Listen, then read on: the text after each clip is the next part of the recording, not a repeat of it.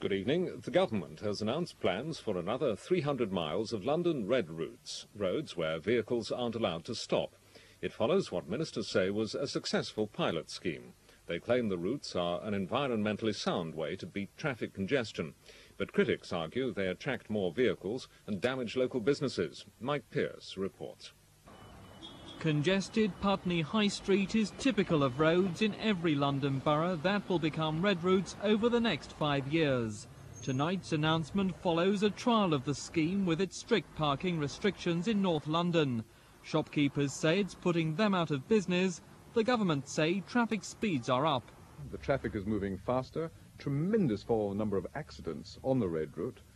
We want to extend these benefits to many other parts of London. But in Putney, there's a mixed reaction. The deliveries of goods, it will definitely affect us, yes. Because you can't put them down to a specific time of day to deliver, they do it en route. So it will definitely affect us, yes. As far as business, as trade goes, I don't think it will affect us much. It's a good thing. This is a bottleneck, so it's definitely an improvement. Well, this chap selling newspapers here wouldn't be in business, would he, if I couldn't stop here for 30 seconds to buy my newspaper? Anyone illegally parked on a red route will face a special fine of £40, even if you've only stopped for 30 seconds to buy a newspaper. The funeral has taken place of a police sergeant stabbed to death in East London. More than 700 mourners attended the service for Sergeant Alan King at St Andrew's Church in Enfield. He suffered fatal knife wounds at Walthamstow in November. 2 men have been charged with murder. Sergeant King, who was 41 and married with 4 children, had been in the force for more than 22 years. His commanding officer says colleagues have been touched by the public's sympathy.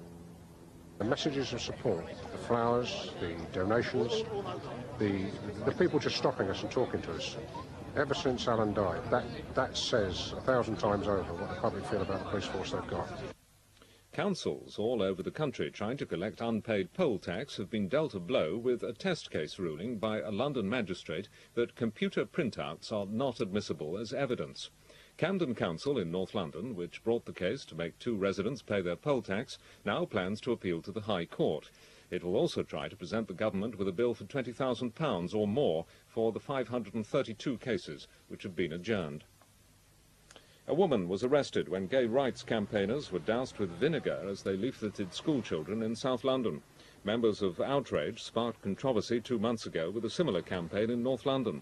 Today they targeted Catholic education, claiming it's anti-gay, which church leaders deny. What we're saying is that lesbian and gay teenagers aren't getting the kind of support and tolerance that they need and deserve in Catholic schools. They shouldn't be able to do nothing. If they want to do it, they can go somewhere else. If they want to be gay, then they're gay, and lesbian, but they shouldn't come to the school and start trying to pressure us into believing in their cause. If we want to, then we will. What the church tries to do is to distinguish between the homosexual condition, being homosexual, which is not sinful, and homosexual behaviour, which, like any sexual behaviour outside marriage, is, in the eyes of the church, not really in accordance with the Christian life. And turning to the region's main story, the report on the deaths of 6 patients at a psychiatric wing at Watford General Hospital. All were being treated in the Schrodels unit. A health authority investigation found evidence of poor management and supervision and poor record-keeping. 3 doctors, 5 nurses and 3 former managers who worked in the unit now face disciplinary action. The inquiry was prompted by the killing of an elderly patient by another patient. The report also quoted cases of a 61-year-old patient dying from an aspirin overdose and a 39-year-old epileptic who drowned while taking an unsupervised bath. The Thames weather tonight will be very cold with a severe frost in many places. The low -5 degrees Celsius, 23 Fahrenheit.